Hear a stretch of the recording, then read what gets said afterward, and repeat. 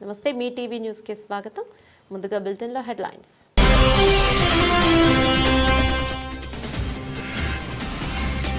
Colony వాసులను ఇబ్బంది పెడుతున్న కుక్కల యాజమాని భాస్కర్. పిర్జాదిగూడ ఆదర్శ్ నగర్ రోడ్ నెంబర్ 1 లో కాలనీ వాసుల ఆందోళన.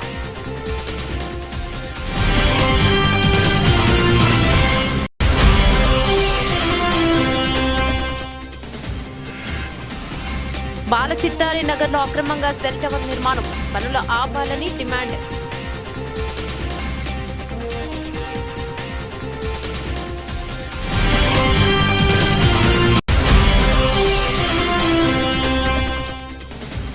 వాకింగ్ జర్నలిస్టులందరికీ ఇంటి స్థలాలతో పాటు డబుల్ బెడ్రూమ్స్ ఇండ్లు రాష్ట్ర ప్రభుత్వం అందజేయాలి. టీజేఎఫ్ జర్నలిస్టు సంఘాలు కలెక్టరేట్ కార్యాలయాన్ని ముట్టడి.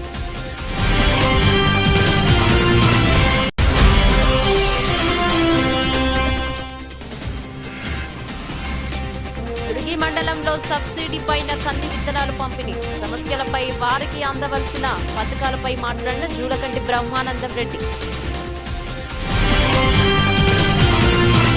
నిరుద్యోగులకు కాంగ్రెస్ ప్రభుత్వం ఎన్నో హామీలు ఇచ్చి ఇప్పుడు వాటిని పట్టించుకోవడం లేదు. ఎన్నికలకు ముందు జాబ్ క్యాలెండర్ పేరుతో పెద్ద ఎత్తున అడ్వైజ్మెంట్లు అన్ని పత్రికల్లో ఇచ్చారు. దాదాపు 10 పరీక్షలకు సంబంధించి డేట్లతో సహా నోటిఫికేషన్లు అంటూ తేదీలు ప్రకటించారు. వాటికి సంబంధించి ఒక్క నోటిఫికేషన్ విడుదల చేయలేదు. వెంటనే ఆ నోటిఫికేషన్లను విడుదల చేయాలి. సీఎం రేవంత్ రెడ్డి ఎన్నికల సమయంలో గ్రూప్ 2లో 1000 ఉద్యోగాలు పెంచుతామని, గ్రూప్ 3లో వేలాదిగా ఉద్యోగాలు పెంచుతామని నిరుద్యోగులకు హామీనిచ్చారు. మొదటి కేబినెట్ భేటీలోనే మెగా డిఎస్సి అని చెప్పి నిరుద్యోగులను దగా చేశారు. గొంతు విప్పండి, పోరాడండి అంటూ వారు అందరూ కూడా కలిసి వచ్చి వారి సమస్యలన్నీ కూడా వివరించి చెప్పడం జరిగింది. ప్రధానంగా వారు ఈరోజు లేవనెత్తిన అంశాల్లో కాంగ్రెస్ పార్టీ ఆనాడు ప్రతిపక్షంలో ఉన్నప్పుడు వార్షిక జాబ్ క్యాలెండర్ విడుదల చేస్తాము, ఒక పద్ధతి ప్రకారం రిక్రూట్మెంట్ చేస్తాము, ఏ నోటిఫికేషన్ ఏ రోజు వస్తుందో ముందే తారీఖుతో సహా తేదీతో సహా ప్రకటిస్తున్నామని చెప్పి పెద్ద ఎత్తున ఆనాడు పత్రికల్లోనే జాబ్ క్యాలెండర్ పేరిట అడ్వర్టైజ్మెంట్ రిలీజ్ చేయడం జరిగింది. చాలా పెద్ద ఎత్తున తెలుగులో, ఇంగ్లీష్లో అన్ని రకాలుగా వారు విడుదల చేశారు. అందులో వారు చెప్పిన దానిలో ముఖ్యంగా మరి గ్రూప్ 1 జూన్ 1 నాడే విడుదల చేస్తాము, ఫిబ్రవరి 1 నాడు విడుదల చేస్తాము. గ్రూప్ 2 మరి ఏప్రిల్ 1 విడుదల చేస్తాము నోటిఫికేషను. గ్రూప్ 3 జూన్ 1 విడుదల చేస్తాము. గ్రూప్ 4 కూడా June 1. Assistant executive, assistant engineer, PR, ఆర్ఎండ్బి, ఆర్డబ్ల్యూఎస్, అదేవిధంగా పబ్లిక్ హెల్త్ డిపార్ట్మెంట్ ఇవన్నీ కూడా మే 1 నాడు విడుదల చేస్తాము. అగ్రికల్చర్, హార్టికల్చర్, వెటర్నరీ పోస్టులకు సంబంధించి మే 1 నాడే జాబ్ క్యాలెండర్ విడుదల చేస్తాము, నోటిఫికేషన్ విడుదల చేస్తాము. Assistant motor vehicle inspectors, town planning officers, agriculture extension officers ఇవన్నింటికి సంబంధించి జూన్ 1 నాడు విడుదల చేస్తాము. Transport constables, excise constables, police constables సంబంధించి మార్చి 1 నాడు విడుదల చేస్తాము. జూనియర్ లెక్చరర్లు, పాలిటెక్నిక్ లెక్చరర్లు, డిగ్రీ కాలేజ్ లెక్చరర్లు, అసిస్టెంట్ ప్రొఫెసర్లు, ఫిజికల్ డైరెక్టర్లు వీటికి సంబంధించి ఏప్రిల్ 1కి విడుదల చేస్తాము. ఉపాధ్యాయులకు సంబంధించి ఇట్లా డిఎస్సి, మెగా డిఎస్సి విడుదల చేస్తాము. అదేవిధంగా విలేజ్ రెవెన్యూ ఆఫీసర్స్, జీపీ సెక్రటరీలు, మండల స్థాయి సాంకేతిక సిబ్బందికి 1 జూన్ నాడు విడుదల చేస్తామని చెప్పి దాదాపు 10 నోటిఫికేషన్లు ఏవైతే ఇప్పటికే ఇవ్వాల్సి ఉండెనో అవి ఇవ్వకుండా ఇచ్చిన మాటలు నీటి మూటలు అని తేల్చేసిన వైనం మన కళ్ళ ముంగట కనబడతా ఉన్నది. అదేవిధంగా గ్రూప్ 2 ఓ కాలనీలో ఓ ఇంట్లో 25 వీధి కుక్కలు. ఇదేంటని ప్రశ్నించగా మేం పోలీస్ డిపార్ట్మెంట్ లో పనిచేస్తాం, ఎవరికి చెప్పుకుంటారో చెప్పుకోండి అని కాలనీ వాసులకు ఇబ్బంది పెడుతున్న కుక్కల యాజమాని భాస్కర్ తన భార్య జయ పిర్జాదిగూడ ఆదర్శ్ నగర్ రోడ్ నెంబర్ 1 కాలనీలో వాసులు ఆందోళనకు దిగారు. రోజు మార్నింగ్ సమయంలో విఘ్నేష్, సూరజ్ అనే విద్యార్థులు జిమ్ కు వెళ్లే సమయంలో ఆ కాలనీకి సంబంధించిన భాస్కర్, జయ అనే వ్యక్తి ఇంట్లో నుంచి సుమారు 9 వీధి కుక్కలు విద్యార్థులపై దాడి చేశాయి. వారికి గాయాలయ్యాయి. ఇదేంటని కుక్కల యాజమాని అని అడగా ఎవరికి చెప్పుకుంటారో చెప్పుకోండి, నేను పోలీస్ డిపార్ట్మెంట్లో వర్క్ చేస్తామని విద్యార్థులను బెదిరించారు. కాలనీ వాసులు గత 2 సంవత్సరాల నుంచి వారికి కుక్కల బెడద ఉందని పలుమార్లు మున్సిపల్కి ఫిర్యాదు చేసినా పట్టించుకోవడం లేదని కాలనీ వాసులు వాపోయారు. ఇప్పటికైనా ఈ సమస్య మీద చర్య తీసుకోవాలని వారు కోరారు. కాలనీ ప్రెసిడెంట్ రాజ్ కుమార్ సంగమేశ్వర్ రెడ్డి తదితరులు పాల్గొన్నారు. సూరజ్, మేము పొద్దున మార్నింగ్ జిమ్కి వెళ్ళడానికి సుమారు 7:30 ప్రాంతంకి మేము వెళ్తున్నాం. వెళ్ళేటప్పుడు ఇక్కడ దగ్గర 12-13 కుక్కలు ఉన్నాయి. అవి వచ్చేసి మా బైక్ మీద అటాక్ జరిగింది.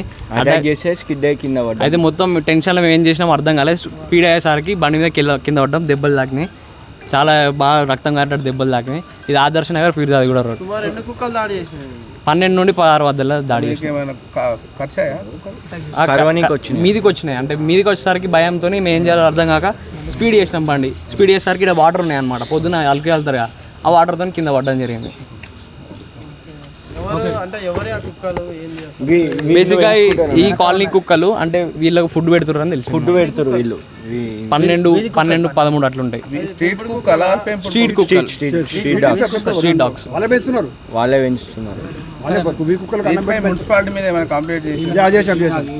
అంటే మేము రూమ్ లో ఉంటాం, కొత్తగా వచ్చినాం. ఈ గత సంవత్సరం నుంచి చెప్తున్నామండి, కాలనీలో సుమారు ఒక 20 నుంచి 30 కుక్కల వరకు వీళ్ళు పెంచుతున్నారు. కుక్కలు పెంచుకోమని చెప్తున్నాం, మాకు తప్పేం, మేమేం వద్దని మేమేం చెప్పట్లేదు. కానీ పెంచుకుంటే ఒక కుక్క పెంచుకోమని చెప్పినాం. కానీ వీళ్ళు ఏం చేస్తున్నారంటే 20 నుంచి 30 కుక్కల్ని జాతున్నారు. మీరు ఇవి ఇన్ని అవసరం లేదండి మీకు అక్కడ పెంచుకోమని చెప్పానంటే మీరెవరా బాడకావాలి లంజగొడుకులు అని చెప్పి నానా రకాలుగా బూతులు తిడుతుందండి, పచ్చి బూతులు తిడుతుంది. ఏమనంటే మేము డిపార్ట్మెంటు పోలీసు వాళ్ళము, మీరు మాకే చెప్తారా, మేము మిమ్మల్ని లోపలేస్తా చెప్పి మమ్మల్ని బెదిరిస్తుంది. కాలనీ అసోసియేషన్ ప్రెసిడెంట్ మాట్లాడుతున్నా. ఈ రకంగా మమ్మల్ని పిల్లలు పొద్దున్న లేస్తే పాలలు కానీ పేపర్లు కానీ లేకుంటే పొద్దున్నే స్కూల్ పిల్లలు కానీ భయపడుతున్నారు, బయటికి రావాలంటే భయపడుతున్నారు. ఇంచుమించు ఇప్పుడు ఈ ఒక్క కుటుంబం చేయబట్టి సుమారు కాలనీలో ఒక 200 కుటుంబాలు చాలా ఇబ్బంది పడుతుందండి. మేము ఆల్రెడీ పోలీస్ కంప్లైంట్ ఇచ్చాము, మున్సిపల్ కమిషనర్ గారు కూడా ఇచ్చాం. కానీ వాళ్ళు ఇప్పటి వరకు ఎలాంటి యాక్షన్ తీసుకోవట్లేదు. మరి ఏమనంటే కుక్కలకు యాక్ట్ ఉందని చెప్పని అంటారు, మరి మనుషులకు లేదా యాక్ట్? మనుషులను ఇప్పుడు పొద్దున్న లేసే టీవీలలో పేపర్లలో చూస్తున్నాం మనము, మనుషుల మీద పడి పీక్క తింటున్నాయి, మనుషుల్ని పిల్లల్ని చంపేస్తున్నాయి. ఈ రకంగా మేము ఒకటి పెంచుకోమని చెప్పానంటే మా మీద దాడికి ఈరోజు మా మీద దాడి చేసి ఈరోజు కూడా ఇద్దరి మీద అటాక్ చేసిన కుక్కలు. ఎన్నిసార్లు చెప్పినా కానీ వాళ్ళు వినట్లేదు. దయచేసి గవర్నమెంట్ దీని మీద సానుకూలంగా స్పందించి దీని మీద యాక్షన్ తీసుకోవాలని మేము కాలనీ తరఫున మేము కోరుతున్నాం. స్థానిక కార్పొరేటర్ గారు కూడా కంప్లైంట్ ఇచ్చాము. ఆయన కూడా మున్సిపల్లో కంప్లైంట్ ఇవ్వమని చెప్పారు, కంప్లైంట్ ఇచ్చాము. కార్పొరేటర్ మీద కూడా మీరు కార్పొరేటర్ ఎవరికి కార్పొరేటర్ వాడోడు వీడోడు అని చెప్పి ఆమె నోటికి ఎంతో సంత మాట్లాడుతుంది. మొత్తం ఫ్యామిలీ మొత్తం కాలనీ మీద అటాక్ చేసి కాలనీ అందరూ అదరగొడుతారు. ఒక 4 మెంబర్స్ కాలనీలో ఉన్న 200 మంది మీద వీళ్ళు అరాచకం చేస్తున్నారండి. కావాలని మమ్మల్ని ఇబ్బంది చేయడానికి, కాలనీలో భయభ్రాంతులను చేయడానికి ఇలాంటి కుక్కలను పెంచి మా మీద ఉసిగొలుపుతున్నట్టు మాకైతే అనిపిస్తుంది. దయచేసి గవర్నమెంట్ పెంపుడు కుక్కలు కావండి ఇవి, స్ట్రీట్ డాగ్స్ని 1-2 స్ట్రీట్ డాగ్స్ని తీసుకొచ్చి సుమారు ఇవాళ ఒక 30 కుక్కలను తయారు చేసింది ఆమె. మేము కుక్కలను పెంచుకోమని చెప్తున్నాం కానీ వద్దని మేమేం చెప్పట్లేదు. ఒక కుక్కను పెంచుకోండి, 1-2 మీకు అంత కుక్కల మీద ప్రేమ విశ్వాసం ఉంటే 1-2 కుక్కలను పెంచుకోండి. అంతేగాని 30 కుక్కలను 20 కుక్కలను పెంచి పిల్లల మీద అటాక్ అవుతుంటే ఈరోజు ఇద్దరి మీద అటాక్ చేసింది, రేపు ఇంకొకరి మీద అటాక్ అవుతుంది. మేము గవర్నమెంట్ దయచేసి దీని మీద యాక్షన్ తీసుకోవాలని చెప్పి మేము కాలనీ తరపున మేము అసోసియేషన్ తరపున మేము రిక్వెస్ట్ చేస్తున్నాం. బోడుప్పల్ మున్సిపల్ కార్పొరేషన్ పరిధిలోని బాలచిత్తారి నగర్లో అక్రమంగా సెల్ టవర్ నిర్మాణం. దీనిని బోడుప్పల్ సీనియర్ కాంగ్రెస్ నాయకుడు పడతం లోకేష్ ఆధ్వర్యంలో పనులు నిలిపివేయడం జరిగింది. తక్షణమే దీన్ని కమిషనర్ గారికి కాలనీవాసులు తెలియజేయాలని, పనులను ఆపాలని డిమాండ్ చేశారు. ఫోన్ల వేగం పెరుగుతున్న కొద్దీ యువత పిల్లలు వాటికి మరింత అతుక్కుపోతున్నారు. సెల్ ఫోన్లు టవర్ల నుంచి వెలువడే రేడియేషన్ ప్రాణాలకు ప్రమాదమని ఈ మధ్యకాలంలో అనేక మంది నోటి నుండి వినిపిస్తున్న మాటలు. సెల్ ఫోన్లు జనం చేతుల్లోకి వచ్చినప్పటి నుంచే కొన్ని భయాలు రాజ్యమేలు మాట నిజం. సెల్ టవర్ల రేడియేషన్ వల్ల చర్మ సమస్యలు వస్తాయని, క్యాన్సర్ కూడా వస్తుందనే ప్రచారం కూడా ఉంది. గర్భిణీ స్త్రీలకు వీటి ద్వారా ప్రమాదకరం విద్యుద్దాయక సంకేతాలపై జరిపిన విస్తృత పరిశోధనల్లో మొబైల్ టవర్ నుంచి వచ్చే రేడియేషన్ ఎటువంటి హానికరమైన ఆరోగ్య సమస్యలను కలిగించిందని తేలింది. ఇక సెల్ ఫోన్ తరంగాలు మన శరీరంలోని కణాలను వేడెక్కించడమే. రేడియేషన్ కణాలు వేడెక్కడం ద్వారా వాటి పనితీరు జన్యు నిర్మాణం దెబ్బతింటుంది. సెల్ ఫోన్ రేడియేషన్ ఆ స్థాయిలో లేదన్నది చాలా మంది అభిప్రాయం. ప్రభుత్వం సూచించిన సురక్షిత పరిమితుల మేరకే ఫోన్ రేడియేషన్ ఉంటుందన్నది వారి వాదన. ఈ వివాదం లేనంత వరకు వాటి వినియోగంలో కాస్త జాగ్రత్త వహించడంలో నష్టమేమీ లేదు. ఉంచుకోవడం మొక్కలు ఇక ఇలాంటి సెల్ టవర్లను జనావాసాల మధ్య నిర్మించడమే అంత శ్రేయస్సు కాదని పలువురి అభిప్రాయం. తక్షణమే ఇలాంటి సెల్ టవర్లను నిలిపివేయాలని కాలనీవాసులు డిమాండ్ చేశారు. ఇందులో కాలనీవాసులు పాల్గొన్నారు. ఇందులో colony president Shankaraiah, Padatham Lokesh, Jayakrishna, Hanumanthu, Narayana, Narasimharaju, Venkatareddy, Lakshminarayana, BN Pathi, Ramakrishna, Sai మరియు కాలనీవాసులు పాల్గొన్నారు. కాలనీలో చాలా మంది చిన్నపిల్లలు, పెద్దవాళ్ళు చాలా మంది ఉన్నారు. రేడియేషన్ వల్ల చాలా మందికి ఇబ్బందులు వస్తాయి. దానివల్ల దీన్ని తొందరనే ఆపేయాలని కాలనీ వెల్ఫేర్ ద్వారా కోరుకుంటున్నాను. ఇస్తుంది కాబట్టి మా కాలనీకి అందరికీ వ్యతిరేకం. మేము నిలవాడని పెట్టనీయమని కోరుకుంటున్నాము. లేదంటే మున్సిపాలిటీ దగ్గర ధర్నా చేయగలం. కూడా మరి పాఠశాలగా చిన్నపిల్లలు కూడా ఉన్నది కాబట్టి వాళ్ళకు కూడా ఇబ్బంది అవుతుంది కాబట్టి ఇవన్నీ దృష్టిలో పెట్టుకొని అధికారులకు మరి వెంటనే ఆ సెల్ టవర్ నిర్మాణ అనుమతులు రద్దు చేయాలని చెప్పేసి కోరుతా ఉన్నాం. మరి నిబంధనలకు విరుద్ధంగా సెల్ టవర్ నిర్మాణం చేస్తున్నారు కాబట్టి మరి ప్రజా అభిప్రాయం తీసుకొని ఈ సెల్ టవర్ నిర్మాణం చేయాల్సిన అవసరం మరి అధికారులపై ఉంటుంది కాబట్టి మరి ప్రజలు వ్యతిరేకించినప్పుడు మరి ఆ సెల్ టవర్ యొక్క నిర్మాణం రద్దు చేయాలని చెప్పేసి అని కోరుకుంటా ఉన్నాం. బొల్లిగూడ బాలచిత్రనాథ్ కాలనీలో మరి అక్రమంగా ఎలాంటి మున్సిపల్ అనుమతులు లేకుండా ఎయిర్టెల్ సెల్ టవర్ నిర్మాణం చేసినటువంటి సంబంధించిన వ్యక్తులందరికీ పూర్తిగా కాలనీ వెల్ఫేర్ అసోసియేషన్ ఆధ్వర్యంలో వచ్చి అడ్డుకోవడం జరిగింది. ఈ యొక్క సెల్ టవర్ నిర్మాణం చేయడం వల్ల చుట్టుపక్కల ఉన్నటువంటి మన చిన్న పిల్లలకు కానీ మరి వృద్ధులకు కానీ రేడియో ధార్మిక ప్రభావం వల్ల మరి వివిధ రకాలుగా అనారోగ్యాలకు గురవుతారు కాబట్టి ఆ సందర్భంగా కాలనీ వెల్ఫేర్ అసోసియేషన్లు అందరం కలిసి ఈ యొక్క సెల్ నిర్మాణం టవర్ని ఆపడం జరిగింది. అధికారులు కూడా ఇటు విషయంపై స్పందించి మరి వాళ్ళు ఈ సెల్ నిర్మాణదారులు ఏమంటారంటే మున్సిపల్ నుంచి పర్మిషన్ మేము తీసుకొని రావడం జరిగింది. మరి ఆ మున్సిపల్ పర్మిషన్ ఇచ్చింది కాబట్టి ఇక్కడ మేము సెల్ టవర్ నిర్మాణం చేస్తున్నాం అని చెప్తున్నారు వాళ్ళు. కానీ మున్సిపల్ అధికారులకు విజ్ఞప్తి చేస్తూ ఉన్నా మరి దీని మీద కమిషనర్ గారు కూడా మరి వెంటనే ఇచ్చిన అనుమతిని రద్దు చేయాలి. లేని పక్షంలో మరి కాలనీ వెల్ఫేర్ అసోసియేషన్ల గతంలో కూడా మేము అందరం కూడా కాలనీ వెల్ఫేర్ అసోసియేషన్ కూర్చొని మరి ఇక్కడ ఎలాంటి నూతన సెల్ టవర్ నిర్మాణం చేయకూడదని మరి ఉన్న సెల్ టవర్లను కూడా తొలగించాలని చెప్పేసి అని గత 4 ఇయర్స్ నుంచి కూడా మీ కాలనీ వాళ్ళందరం కూడా వెల్ఫేర్ అసోసియేషన్లో తీర్మానం చేసుకోవడం జరిగింది. దానికి అనుగుణంగానే గతంలో కూడా ఇక్కడ సెల్ టవర్ నిర్మాణం చేపడుతుంటే మరి కాలనీ వాళ్ళందరూ అడ్డుకొని దాన్ని మేము నిలిపేయడం జరిగింది. మరి అదేవిధంగా మరి ఈ బిల్డింగ్ పైన మెయిన్ రోడ్ పై బిల్డింగ్ పై కూడా మరి సెల్ టవర్ నిర్మాణం జరుగుతుంది కాబట్టి మరి అధికారులు వెంటనే స్పందించి అట్టి నిర్మాణం సెల్ టవర్ని అడ్డుకోవాలి. మరి అదేవిధంగా ఇచ్చిన అనుమతిని కూడా రద్దు చేయాలని చెప్పేసి అని మరి నేను కాలనీ వెల్ఫేర్ అసోసియేషన్ తరపు నుంచి నేను విజ్ఞప్తి చేస్తూ ఉన్నా. దయచేసి ఇప్పటికైనా అధికారులు మరి కాలనీ వెల్ఫేర్ అసోసియేషన్ ఎలాంటి అలా అనుమతి లేకుండా ఇటువంటి సెల్ టవర్ నిర్మాణం చేయకూడదని చెప్పేసి అని మరి అధికారులకు నేను సూచిస్తున్నా. దయచేసి ఇప్పటికైనా వెంటనే మరి అధికారులు ఈ యొక్క నిర్మాణాన్ని ఆపాలని కోరుకుంటూ, లేని పక్షంలో మరి కాలనీ వెల్ఫేర్ అసోసియేషన్ అందరం కూడా మున్సిపల్ ఎదురుగా మీ ధర్నా కార్యక్రమం చేస్తామని చెప్పేసి అని మేము కోరుకుంటూ ఈ అవకాశం ఇచ్చిన మా కాలనీ వెల్ఫేర్ అసోసియేషన్ పెద్దలకు అందరికీ విజ్ఞప్తి. కుమ్రమీం ఆసిఫాబాద్ జిల్లా సిర్పూర్ నియోజకవర్గంలో పనిచేస్తున్న జర్నలిస్టులకు అక్రిడేషన్ కార్డుతో పని లేకుండా వర్కింగ్ జర్నలిస్టులందరికీ ఇంటి స్థలాలతో పాటు డబుల్ బెడ్రూమ్ ఇండ్లు రాష్ట్ర ప్రభుత్వం అందజేయాలని జేడీఎఫ్ జర్నలిస్టు సంఘాలు కలెక్టరేట్ కార్యాలయాన్ని ముట్టడించాయి. ఈ సందర్భంగా జర్నలిస్టు సంఘాల నాయకులు మాట్లాడుతూ ఎలాంటి ఆధారాలు లేకుండా కొన్ని పోలీస్ స్టేషన్లో జర్నలిస్టులపై అక్రమ కేసులు బనాయిస్తున్నారని, అలాంటివి తెలంగాణ రాష్ట్రంలో ఎక్కడా జరగకుండా రాష్ట్ర ప్రభుత్వం చర్యలు తీసుకోవాలని డిమాండ్ చేశారు. ఈ కార్యక్రమంలో సిర్పూర్ నియోజకవర్గం వివిధ మండలాల జర్నలిస్టులు తదితరులు పాల్గొన్నారు. ఈరోజు తెలంగాణ రాష్ట్రంలోని జర్నలిస్టులకి గతం ప్రభుత్వం ఇచ్చినటువంటి హామీ ఏదైతే ఉందో ఆ ప్రభుత్వం ఇచ్చిన హామీని ఇప్పటిదాకా కూడా నెరవేర్చలేదు. నూతన ప్రభుత్వం రేవంత్ రెడ్డి నాయకత్వంలో ఏర్పడినటువంటి ప్రభుత్వం కూడా జర్నలిస్టులకి మొదటి ప్రాధాన్యతనిస్తూ జర్నలిస్టుల సమస్య పరిష్కరిస్తామని చెప్పి హామీ ఇవ్వడం జరిగింది. మేము ఒకటే కోరుతున్నాం, మేమేమి పెద్ద గొంతమ్మ కోరికలు కోరడం లేదు. గత ప్రభుత్వం 10 సంవత్సరాలు టైం పాస్ చేసి జర్నలిస్టులకే మొదటి ప్రాధాన్యత అని చెప్పి మరి డబుల్ బెడ్రూమ్లు అన్నారు, ఇంటికి జాగాలు ఇస్తామన్నారు. కానీ ఏది కూడా గత ప్రభుత్వం నెరవేర్చలేదు.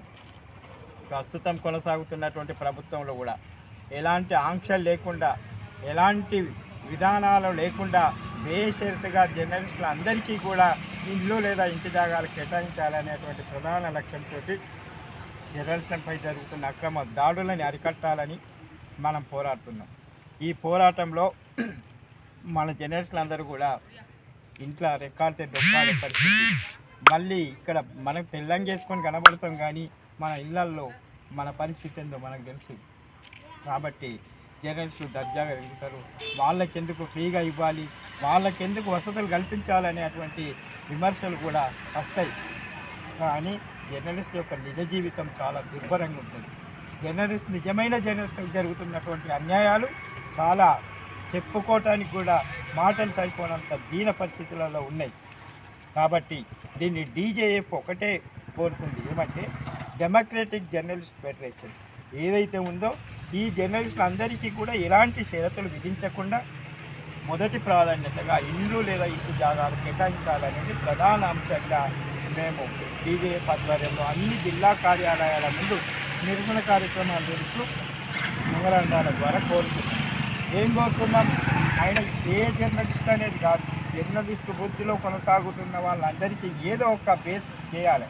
ఏదంటే 3 సంవత్సరాలతో 2 సంవత్సరాలతో ఏది నిర్ణయం చేస్తావో చేసి తప్పకుండా కింది స్థాయి నుంచి జర్నలిస్టులకి ఇండ్ల జాగాలు కేటాయించాలనేది ప్రధాన లక్ష్యంగా ఇవాళ డీజేఎఫ్ ముందుకెళ్తుంది.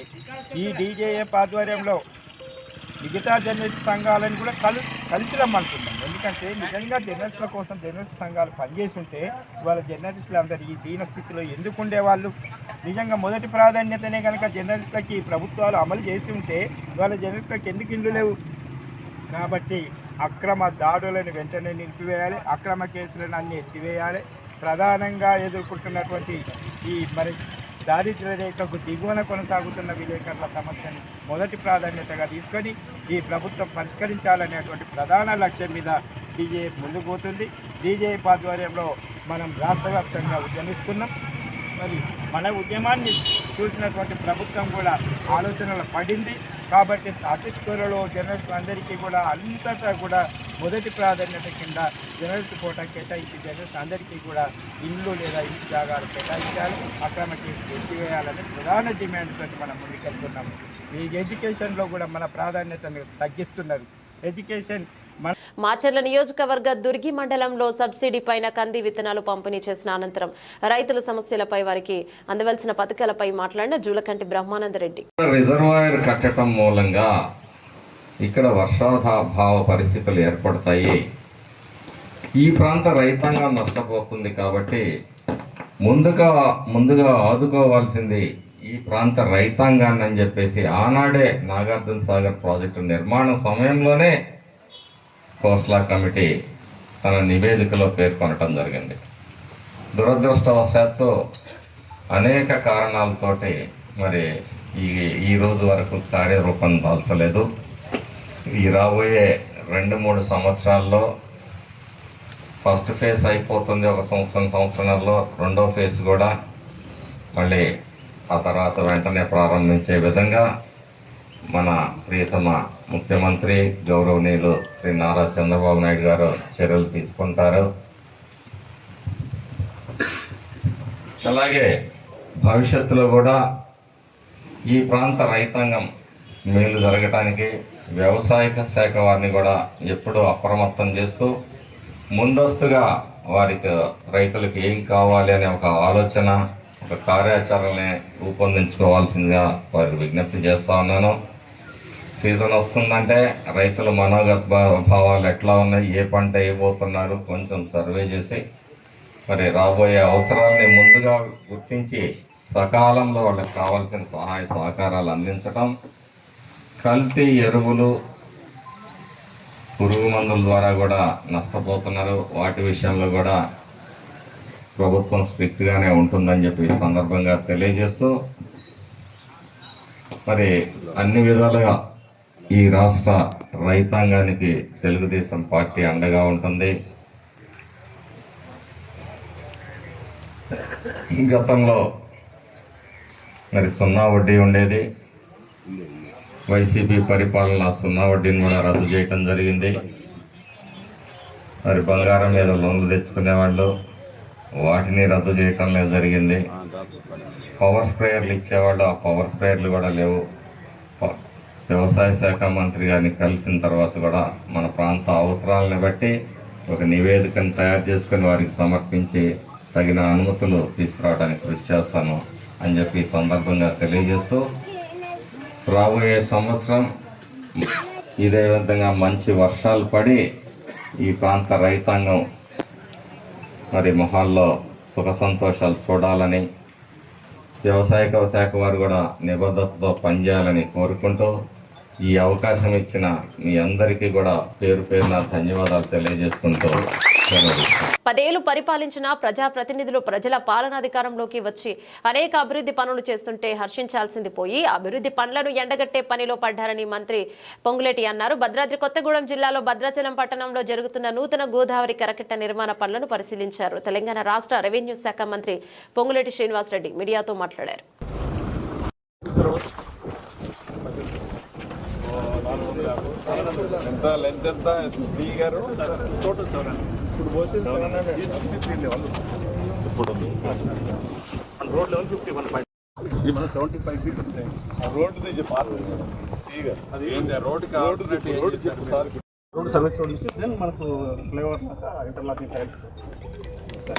ఫ్లైఓవర్ కట్టాలి.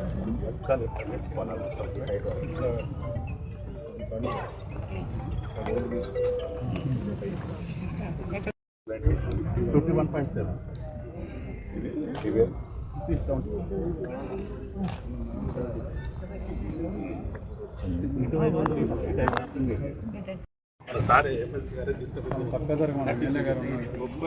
16 ఉంటే మనం 33 చేయించాం అన్న. 33 చేయించి ఇప్పుడు అది అదనంగా ఇప్పుడు 44 ఇప్పుడు 44 కోట్లది ఇది అదనంగా ఇప్పుడు రోడ్డు. ఇప్పుడు వాళ్ళు చెప్పే ఆ రోడ్డు అంటే 41 మైనస్ 30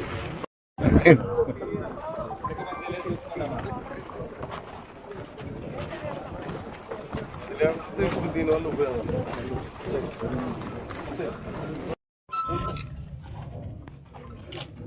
ఇమీడియట్ లేట్ చేశాను. రాంప్రసాద్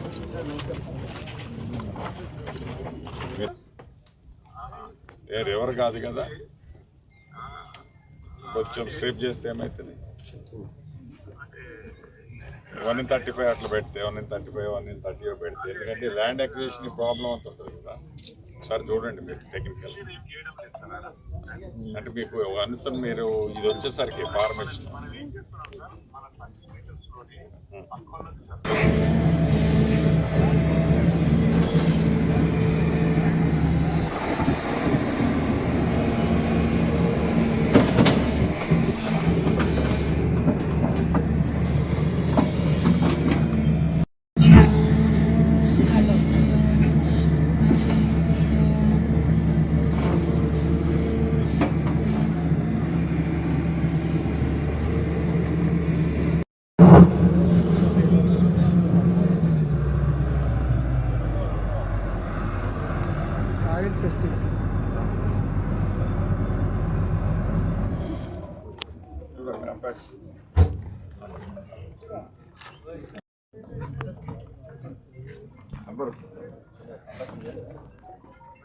వర్షం బాగుంది.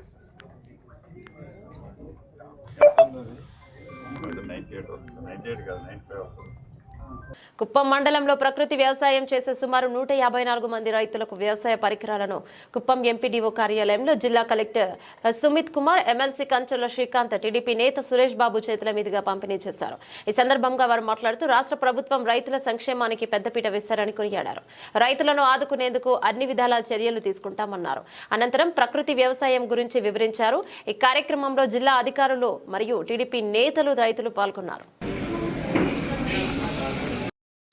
ముఖ్యమంత్రి అయిన తర్వాత మొట్టమొదటిసారిగా తన పర్యటనలో నా సొంత నియోజకవర్గం కుప్పం నుంచే ప్రారంభించాలని చెప్పనేసి నిన్న మొన్న 2 రోజులు రావడం జరిగింది.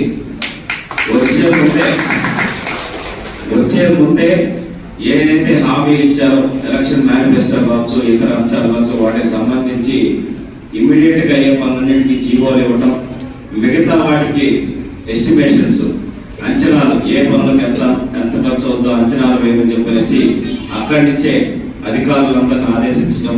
నిన్న వచ్చిన తర్వాత 2 రోజులు కూడా కలెక్టర్ గారిని కూర్చోబెట్టుకొని ఏవే పనులు టైం లైన్ ప్రకారం ఏవే జరగాలని చెప్పనేసి ఆయన కూడా దిశానిర్దేశం చేయడం జరిగింది. రాబోయేటటువంటి గడిచిన 30 సంవత్సరాల్లో ఎంత అభివృద్ధి చెందిందో కుప్పం దానికి మించిన అభివృద్ధి ఈ 5 సంవత్సరాల్లో చేయాలని లక్ష్యంగా చంద్రబాబు నాయుడు గారు పెడుతున్నారు. ఆయన ఒకే ఒక మాట చెప్పాడు, పేదరికం లేని కుప్పాన్ని తయారు చేయడమే నా లక్ష్యం అని చెప్పనేసి. సో దాంట్లో భాగంగా ఈరోజు ఇదొక కార్యక్రమం, ఒక మంచి కార్యక్రమంలో మీతో కలిసి పాల్గొనేదానికి మాకు అవకాశం వచ్చింది. దానికి మీ అందరికీ మనస్ఫూర్తిగా ధన్యవాదాలు తెలియజేస్తున్నాం. చంద్రబాబు నాయుడు గారు ఎప్పుడు దూరదృష్టితో ఆలోచిస్తాడు అనే దానికి ఉదాహరణ ఈ ప్రకృతి వ్యవసాయం అనేది 2014లో సుభాష్ పాలేకర్ గారు, ఆయన దీనికి మెయిన్ మహారాష్ట్రకు సంబంధించిన ఒక సామాజిక వేత్త. ఆయన ప్రకృతి వ్యవసాయం ద్వారా మన ఆరోగ్యాన్ని కాపాడుకోవచ్చు, అట్లాగే మంచి లాభాలు కూడా పొందవచ్చు, భూమి కూడా బాగుంటుంది, రసాయనాలు ఇవన్నీ లేకుండా అని చెప్పేసి ఆయన ఒక పెద్ద ఉద్యమంలా స్టార్ట్ చేసి ఎన్నో రాష్ట్రాల్లో దాన్ని దిగ్విజయంగా ఎన్నో వేల మంది రైతులకి శిక్షణ నుంచి చేయడం జరిగింది. 2014 నుంచి 19 మధ్య నేను జెడ్పీటీసీ సభ్యుడిగా ఉన్నాను కందుకూరులో. అక్కడ కూడా సుభాష్ పాలేకర్ సూర్యాపేట పట్టణ అభివృద్ధి విషయంలో తెలంగాణ రాష్ట్ర ప్రభుత్వం మంజూరు చేసిన SDF-UDF నిధులు 80 కోట్ల రూపాయలు పనులు మంజూరై ప్రారంభమైన తర్వాత వెనక్కి వెళ్లాయని కాంగ్రెస్ కౌన్సిలర్లు వెనక్కి పోయిన నిధుల గురించి మాట్లాడకుండా వచ్చిన 3,35 లక్షల రూపాయల గురించి మాట్లాడడం విచారకరమని సూర్యాపేట మున్సిపల్ చైర్పర్సన్ పెరుమాల అన్నపూర్ణ అన్నారు. గురువారం సూర్యాపేట మున్సిపల్ కార్యాలయంలో ఏర్పాటు చేసిన సాధారణ సమావేశం అనంతరం విలేకరులతో మాట్లాడారు. ప్రతిపక్ష కౌన్సిలర్లు ప్రతి అంశాన్ని వివాదం చేయడమే లక్ష్యంగా సమావేశానికి వచ్చారని, చైర్పర్సన్ అంటే కనీస గౌరవం లేకుండా ఇష్టానుసారంగా మాట్లాడారని ఆరోపించారు. పత్రికా విలేకరులకు నమస్కారం. ముఖ్యంగా సూర్యాపేట పట్టణ ప్రజలకి ఈరోజు జరిగిన మున్సిపల్ సమావేశం అనేది చాలా ముఖ్యమైన సమావేశం. దేనికంటే ఈరోజు సూర్యాపేటలో మిషన్ భగీరథ నీళ్లు ఎన్ని వస్తుంది, అవంతిపురం నుంచి సూర్యాపేటకి ఎన్ని నీళ్ళు వస్తున్నాయి, ఆ నీళ్లు ఎటుపోతున్నాయి అనే అంశం మీద మేము మాట్లాడడం జరిగింది. ఆ నీళ్ళని సూర్యాపేట పట్టణ ప్రజలకు అందియకుండా తక్కువ చేసి నీళ్ళని అందిస్తున్నారు, మిగతా నీళ్ళని ఎక్కువ శాతం మీరు కోదాడకి తరలిస్తున్నారు. ఆ విధంగా ఏ విధంగా తరలిస్తున్నారని చెప్తే ఇక్కడ ఉన్న కాంగ్రెస్ పార్టీ అయితేంది, బీజేపీ పార్టీ అయితేంది, ఇంకా కొంతమంది బీఎస్పీ పార్టీ వారు ఉన్నారు. వారిని అందరూ మూకుమ్మడిగా అందరూ 3 పార్టీలు ఏకమై దాని గురించి మాట్లాడనివ్వట్లేదు. అలాగే సూర్యాపేట మెడికల్ కాలేజ్ ఉన్నది, మెడికల్ కాలేజ్లో మెడికల్ హాస్పిటల్ ఉన్నది. మెడికల్ హాస్పిటల్లో సక్రమంగా పనులు జరగట్లేవని చెప్పేసి మేము మాట్లాడడం జరిగింది. అది మాట్లాడుతుంటే కూడా వీళ్ళు ఏది పట్టించుకోకుండా వాళ్ళ ఇష్టం రీతిగా వాళ్ళ ఇష్టానుసారంగా ఏది పడితే అది మాట్లాడడం జరుగుతుంది. అదేవిధంగా సూర్యాపేటకి స్పెషల్ డెవలప్మెంట్ ఫండ్ కింద 50 కోట్ల రూపాయలు వచ్చినాయి, అర్బన్ డెవలప్మెంట్ కింద 30 కోట్ల రూపాయలు వచ్చినాయి. వాటిని టెండర్లు పిలవడం జరిగింది, కొంత వర్క్ జరిగింది. ఆ టెండర్ల తర్వాత వర్క్ ఆర్డర్స్ కూడా ఇవ్వడం జరిగింది. ఆ ఫండును మొత్తం మళ్ళీ ఇప్పుడు ఉన్న తెలంగాణ రాష్ట్ర గవర్నమెంట్ వెనక్కి తీసుకోవడం జరిగింది. అరే దాని మీద ఆ పైసలు ఎట్లా రావాలి, సూర్యాపేట ఏ విధంగా డెవలప్ చేయాలి అని చెప్పేసి అడుగుతుంటే దాన్ని కూడా తప్పుదోవ పట్టించి ఇక్కడ 3,30 లక్షల రూపాయల గురించి మాట్లాడుతున్నారు. తుమ్మల నాగేశ్వరరావు గారు సూర్యాపేటకి 10 కోట్లు ఇచ్చారు. 10 కోట్లు ఇస్తే దాంట్లో 3,30 కోట్ల గురించి మాట్లాడుతున్నారు. అది ఎందుకు మాట్లాడుతున్నారు, ఏంది ఇప్పుడు పోయిన పైసల గురించి ఏంటంటే దాని గురించి సమాధానం లేదు. ఇక్కడ సూర్యాపేటలో పట్టణ ప్రజలు ఎప్పుడు ఏం జరుగుతుందా అని చెప్పేసి అందరూ భయంగా జీవిస్తున్నారు. అసలు టౌన్ ప్లానింగ్ నుంచి మీరు ఎంతమందికి ఇళ్ళ మీద నోటీసులు ఇచ్చారు, వేటికి నోటీసులు ఇచ్చారు అని చెప్పేసి మేము అడిగితే ఇప్పుడు ఉన్న ప్రస్తుతం ఉన్న టౌన్ ప్లానింగ్ ఆఫీసర్ నేను 30 నోటీసులు ఇచ్చినా అంతకంటే ఎక్కువ నాకు తెలియదు అని చెప్పేసి చెప్తున్నారు. గతంలో ఎన్ని ఇచ్చారు అని అంటే మేము 200 దాకా ఇచ్చినామని చెప్పేసి చెప్తున్నారు. అది కూడా మాట్లాడనీయకుండా అడ్డం కలిగి ఇష్టం ఉన్నట్టు మాట్లాడుతున్నారు.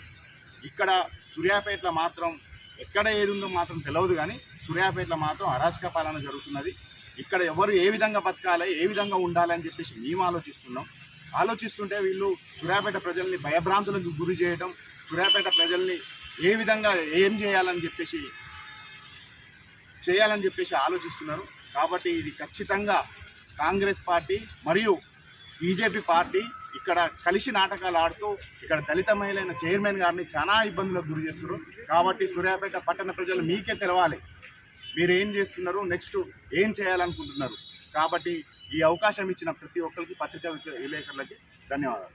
వ్యాపార రంగంలోనూ ప్రజాహితాన్ని చూసిన ఏకైక వ్యక్తి రామోజీరావు అని ముఖ్యమంత్రి నారా చంద్రబాబు నాయుడు కొనియాడారు. సమాజం కోసం ఆలోచించి వ్యాపార సినీ సేవా పత్రికా రంగంలో రామోజీరావు తనకు తానే సాటిగా నిలిచారన్నారు.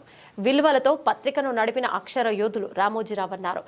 కానూరులోని అనుమోలు గార్డెన్స్ లో ఏర్పాటు చేసిన రామోజీరావు సంస్మరణ సభకు తన సతీమణి భువనేశ్వరితో కలిసి సీఎం చంద్రబాబు గురువారం హాజరయ్యారు. సభా ప్రాంగణంలో ఏర్పాటు చేసిన రామోజీరావు ఫోటో ఎగ్జిబిషన్ ను తిలకించారు.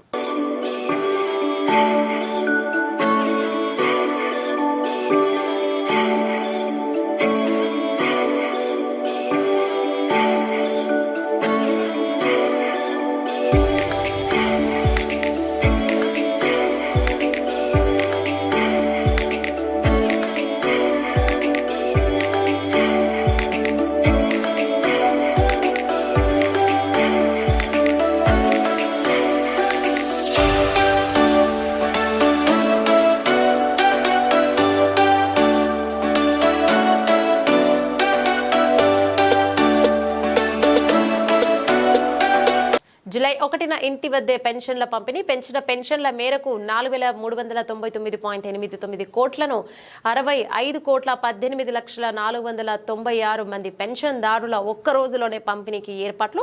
గ్రామ వార్డు సచివాలయ ఉద్యోగులు ఉదయం 6 గంటల నుండి పెన్షన్లు పూర్తయ్యే వరకు పంపిణీ చేయాలి. ఒక్కొక్క ఉద్యోగికి 50 గృహాలు కేటాయింపు. అవసరం మేరకు ఇతర శాఖల ఉద్యోగులకు పూర్తయింపు. ఇక 29వ తేదీ శనివారం నాడే బ్యాంకుల నుండి నగదును డ్రా చేసుకుని పంపిణీకి సిద్ధం కావాలి. ప్రభుత్వ ప్రధాన కార్యదర్శి నీరబ్ కుమార్ ప్రసాద్ న్యూఢిల్లీలో హర్యానా గవర్నర్ అయిన బండారు దత్తాత్రేయని మర్యాదపూర్వకంగా కలుసుకున్న కేంద్ర విమానయాన శాఖ మంత్రి కింజారపు రామ్మోహన్ నాయుడు. తెలుగు రాష్ట్ర రాజకీయాలలో ఆయన చేసిన సేవ, ప్రజల పట్ల ఆయనకున్న అంకిత భావం నేటి తరం నాయకులకు ఆదర్శనీయమని కొనియాడారు. బులెటిన్ ముగించే ముందు హెడ్లైన్స్ మరోసారి.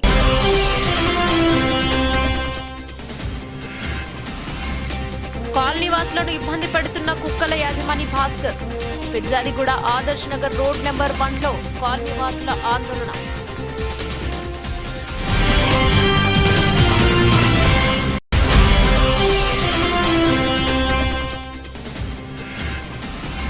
బాలచిత్తారి నగర్లో అక్రమంగా సెల్ టవర్ నిర్మాణం, పనుల ఆపాలని డిమాండ్.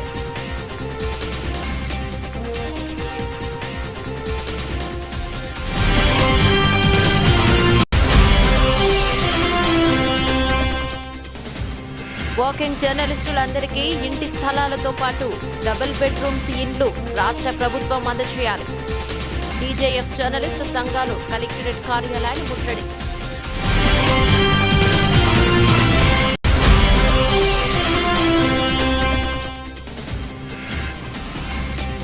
దుర్గి మండలంలో సబ్సిడీ పైన కంది విత్తనాలు పంపిణీ. సమస్యలపై వారికి అందవలసిన పథకాలపై మాట్లాడిన జూలకంటి బ్రహ్మానందం రెడ్డి.